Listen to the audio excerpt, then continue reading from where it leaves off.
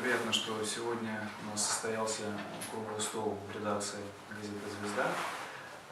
Я считаю, что тема, которую мы обсуждали, она весьма актуальная.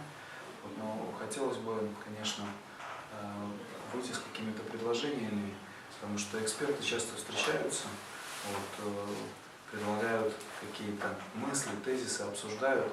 Но сегодня то время, когда дорога каждая минута для того, чтобы нацеливать нацию в будущее, сохранять независимый путь развития, но тем не менее создавать ту мощную евразийскую основу, которая поможет сохранить мир в Евразии. Вот это сверхзадача.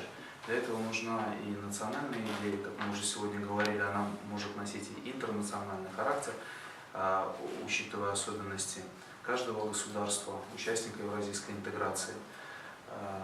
Хотелось бы отметить, что очень важна роль экспертного сообщества в каком плане. Нужно не изобретать велосипед, а по сути создавать фабрики мысли, которые успешно действуют в Соединенных Штатах Америки, и делиться этими рекомендациями не только с правительствами, но и активно работать с населением. То есть я уверен, что идеи, которые мы сегодня обсудили, они заставят задуматься, и это основная, наверное, польза от нашего мероприятия. Помимо личной какой-то пользы от взаимного общения друг с другом мы получили. Резюмируя, нужно говорить людям правду о том, что происходит в мире, но и говоря эту правду, нужно, чтобы она носила не конфронтационный характер, наверное.